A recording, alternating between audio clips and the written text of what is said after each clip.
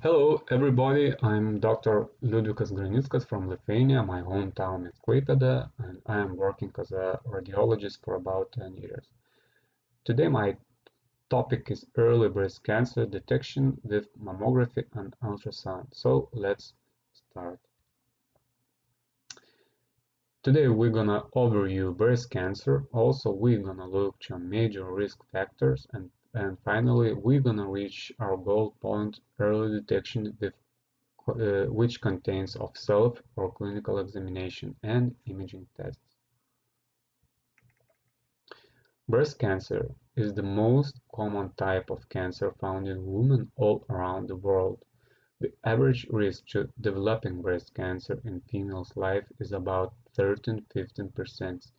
This means there is a 1 in 8 chance she will develop breast cancer. This also means there is a 7 in 8 chance she will never have this disease, and the chance to survive depends on how early we will detect cancer cells. So what is early breast cancer? It is the cancer that has not spread beyond the breast or the axillary lymph nodes. This includes DCIS, stage 1, stage 2, and stage 3A breast cancers.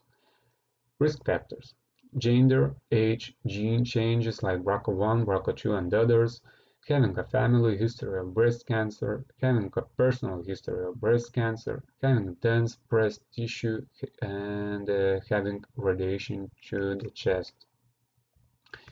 And in this slide, you can see the risk factors who are lifestyle related, like not being physically active, being overweight, hormone therapy after menopause, birth control, not breastfeeding, not having children, and drinking alcohol. Early detection contains of self or clinical examination and imaging tests. Self-examination do not reduce the rates of early cancer detections, but females don't know how because females don't know how to correctly examine themselves. But still, I strongly recommend to do that because it is increasing awareness. In this slide, I want to remind you the symptoms of the breast cancer. Sometimes you can palpate the lump in the breast or axilla. You can see the nipple discharge or retraction. You can see skin retraction or other symptoms like breast swellings, skin color changings, and others. Finding breast cancer early and getting right treatment are the most important strategies to prevent deaths from this type of cancer. In the early stage, when the lump is small and has not spread, it is much more easy to treat successfully. So getting regular screening mammography is the most reliable way to find breast cancer early. First screening mammography in Europe was made in Sweden, but the leader still these days. Also, there is lots of studies that reveal deficiency factors like mammograms should be taken each 2 years. Programs should cover more than 80% of population. There should be accessible, reliable treatment, and of course, you need to have a qualified reader. In the daily use, we have three major modalities, which are mammography, ultrasound, and MRI. Usually, I am starting with mammogram and ultrasound, and later I am choosing what to do next. It could be a biopsy or MRI exam or both of them at once. These are the machines of my hospital. Uh, in this topic, we're gonna discuss about mammography. So mammography is a low-dose X-ray that allows us to look for changes in the breast tissue. You already know that. Unlike the other modalities, it has its advantages and disadvantages. Mammography is the best modality for early cancer detection, especially for females who have fatty glandular tissue. If you are seeing fatty tissue without nodes, that means the patient is healthy and you don't need to take other exams like ultrasound. But in the other way, if you see the glandular tissue, you never know who is hiding under it, and ultrasound is crucial to revealing breast cancer. So I want to illustrate that. In this, for mammograms, you can find the cancer, but how easily you can do it depends on breast tissue. In the first picture, you can find the cancer very easily. In the second picture, the cancer is also visible. In the third picture, to find it is very hard, and it is almost impossible to do that in the fourth picture, but it is there. The biggest advantage for mammography is that you can find the microcalcifications. About 30% of all DCIS starts from microcalcification. It means that you can find about 30% of DCIS only with mammography. And like I said before, this modality for fatty tissue has very high sensitivity. For females who have a glandular tissue, mammography sensitivity are very low, but even in the glandular tissue, the microcalcifications are visible. That is why I always starting with this modality. Also, mammography has X-ray radiation, which is less than a casual plane flight. Also, it is painful exam, so the patients are trying to avoid it. And now I would like to share my experience for early detection. In this picture you are seeing four distribution types of microcalcifications, and as already you know, diffuse and regional distributions are typically benign.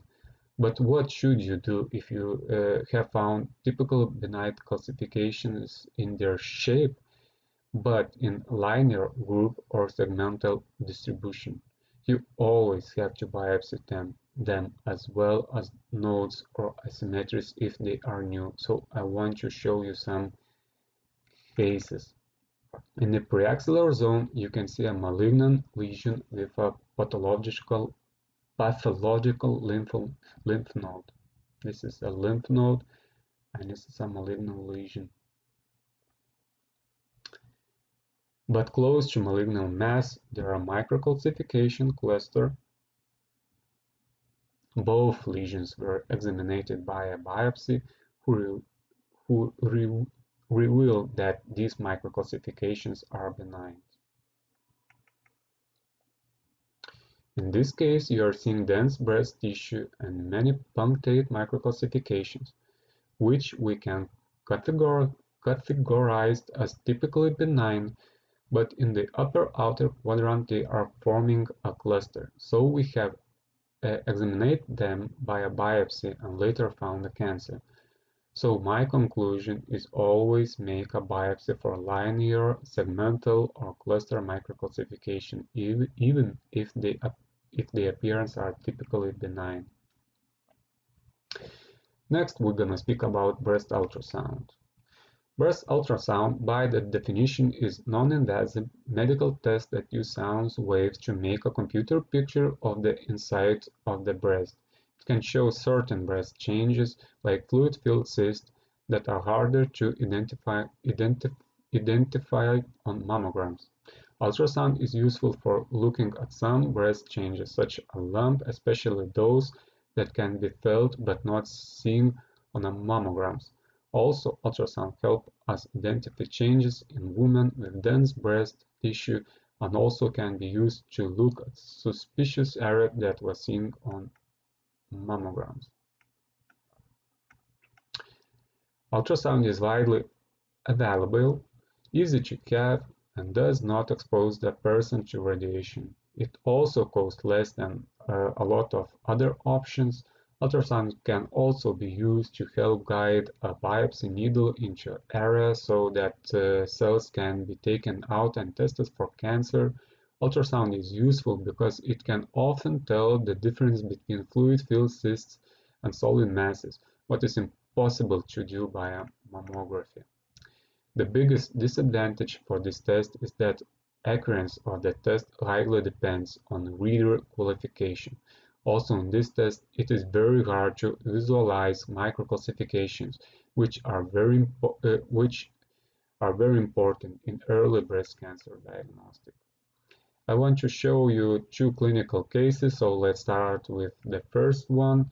70-year-old patient came for ultrasound exam because of the existence of palpable lump in the right breast for around 15 years. According to the patient, the previous exam was negative. On ultrasound, the lump has oval shape and it is well circumscribed, so it is looking like benign. But on mammograms, the same lesions have irregular shape and indistinct margins.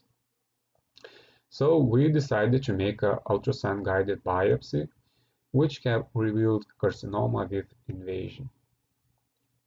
Clinical case number 2.